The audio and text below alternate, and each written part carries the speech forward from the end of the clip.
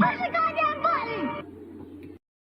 She'll be dating someone and really like them, but still be swiping. And I'm like, it's because you're not monogamous. No, maybe you're trying to like protect yourself from liking them too much. Yes, girl, I knew you were gonna relate with me. I do that too. Bro, the second I'm obsessed with somebody, I'm like, okay. But you are. What can I do to I gotta like fuck another nigga or like go on a date? You gotta get it out. You gotta get it off. When you really like a guy, you have to fuck another guy to what? I need the explanation. No, I don't. She'll be dating someone and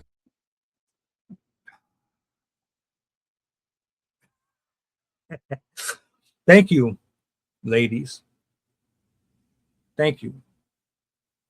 I appreciate your transparency, your rage baiting, your honesty, your femininity, your ability to blabber out every single phrase that your emotions that are uncontrollable allow your heart's content to put out on social media because you want to feel heard and validated. I appreciate you. I'm not even mad at you for even speaking.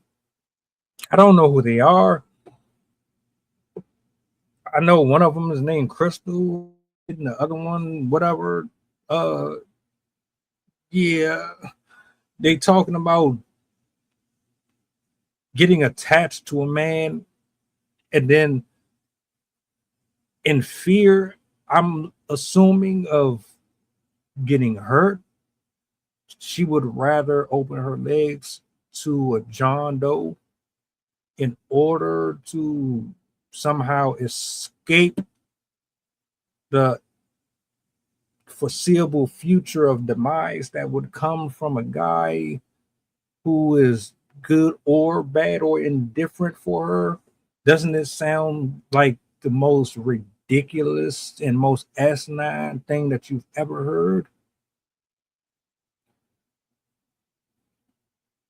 I left the short clip for y'all just because I wanted to hear y'all opinions. I had to take a little time to process what I was actually listening to. And it's scary because if you were to sit down and try to have a conversation with her, I guarantee you, you would never be able to stay on course unless you have the frame to control the narrative before it eludes you, her, and everybody that is watching, which is the audience. What are we talking about here? We're talking about a woman who has spent a large portion of her life possibly going from bed to bed in order to fill a void that was left by someone that she was absolutely head over heels in love with. And whatever happened there, it was never healed. That voice still talks to her everywhere else she goes. Maybe something happened in her house.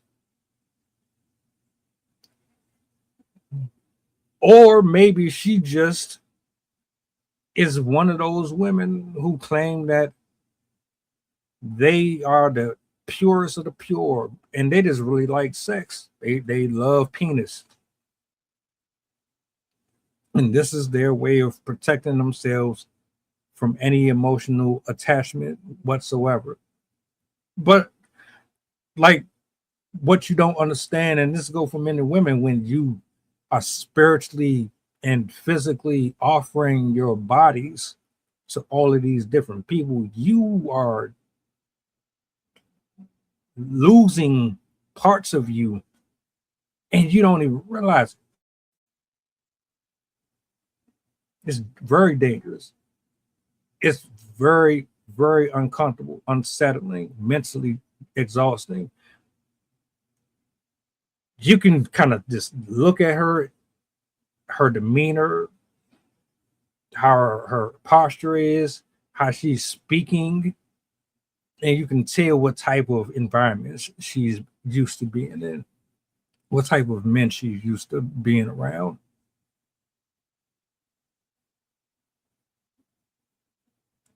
highly doubt anybody should take her serious. And if you do, fair warning, you might be in for a hell of a disappointment because she doesn't have the capacity to stay still. And she's brave enough to make it bold for national television, all while sitting in a group with a bunch of women giving out advice and speaking on matters of the heart while encapsulating the minds and eyes of dozens and dozens and dozens of others like them. This is why I really can't stand influencers.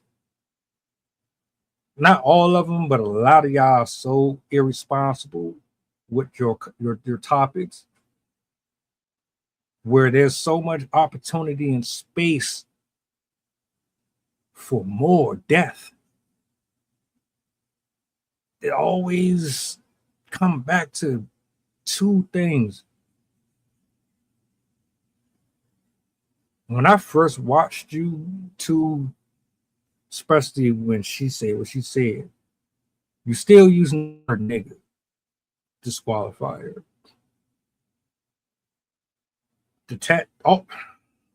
All of those tattoos and just the way that you say, I will have sex with another man to get over a man that possibly ain't never did nothing to you, so you're gonna do him wrong because you scared to get close to him. Is that a conversation that you had with him before, or is this something that you just happen to fall into and you start moving covertly while he never knows, and he's going out of his way to cater to you and protect and provide and do all this blah blah blah? How does that work? Because this is another escapism. This is how people end up catching all types of STDs too. Like the path to destruction and sin and death and drugs and mental destabilization, it all stemmed from curiosity, lust, wanting to belong, validation, not knowing how to discern. This right here is what get men killed and put behind bars. So a good guy start fucking with you, he do everything right. You can't handle it with your grown ass. So you go out and sabotage it. You either tell him or you don't say shit, he catch you, or you don't say nothing, he never knows. You sabotage, break up with him without him ever knowing. Sounds very mature, very demure and grown. Hey, but continue to have these talks and these conversations. I love it. I enjoy it thoroughly. It helps me to understand just how unstable a lot of you are. Even the ones that claim that they have it all figured out. It makes it. I don't feel so bad about the single life.